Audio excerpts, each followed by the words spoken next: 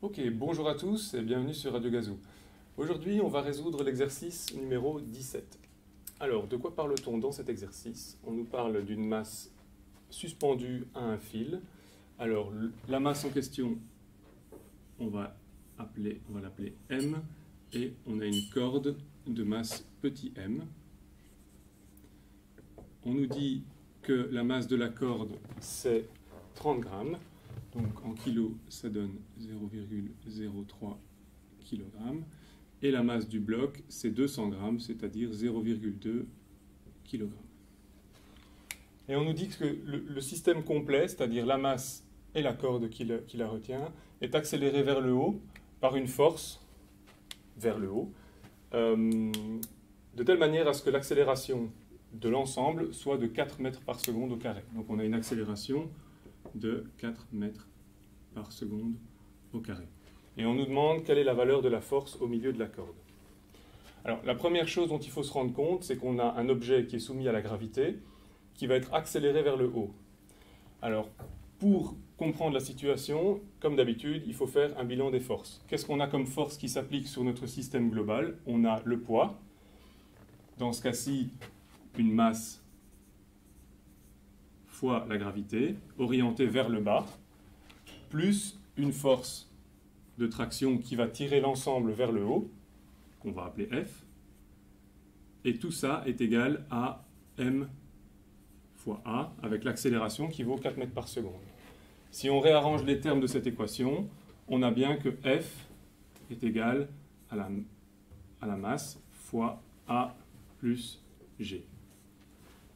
Ça, c'est la formule, on va dire, dans ce cas-ci, de la force pour un objet qui est accéléré vers le haut et soumis à la gravité. Maintenant, on nous demande la force non pas sur la totalité du système, mais la force qui s'applique au milieu de la corde, au milieu de la longueur de la corde. Donc pour bien comprendre ce qui se passe, moi je propose de découper la corde en 3 points intéressants. Le premier point, on va l'appeler le point A, le deuxième point, le point B, et enfin le point C. Alors au point A, c'est-à-dire tout en haut de la corde, imaginons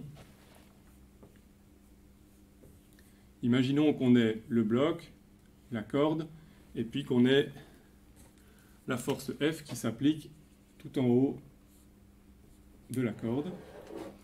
Cette force, on sait qu'elle vaut une masse fois l'accélération plus la gravité. Et dans ce cas-ci, la masse, c'est la masse du système complet, c'est-à-dire à la fois la corde et le bloc.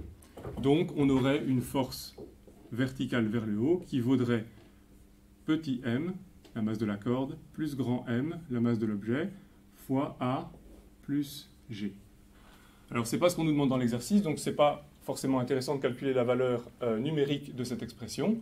Mais enfin, voilà l'expression de la force si on s'intéresse à la force qui est en haut de la corde qui tire le bloc. Si on regarde au point B, tout en bas de la corde, à l'endroit où la corde s'applique sur le bloc, la force, à ce moment-ci, elle s'applique sur le bloc directement, comme ça.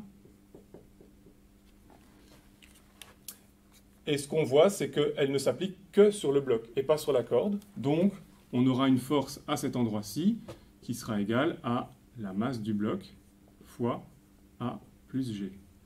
Vous voyez tout de suite que la force ici sera plus petite que cette force-là, puisqu'on a un terme en plus dans ce cas-ci. Pourquoi? Simplement parce que cette force-ci n'accélère plus la corde vers le haut. Elle ne s'en charge pas puisqu'elle s'applique en dessous de la corde. Donc ça veut dire que si on tient compte du poids de la corde ou pas, on a une force différente qui va s'appliquer sur le bloc. Et enfin, si on s'intéresse au point C, c'est-à-dire au milieu de la corde, on a la situation suivante avec la corde. Et cette fois-ci, on a la force qui s'applique au milieu de la corde.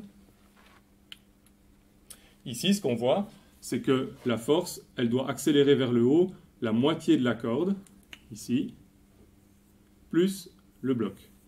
Donc, cette force va avoir comme valeur le bloc plus la moitié de la masse de la corde fois A plus G. Et si vous calculez cette valeur numérique, vous obtenez, en arrondissant, 3 newtons. Voilà qui termine l'exercice numéro 17. À bientôt pour d'autres exercices.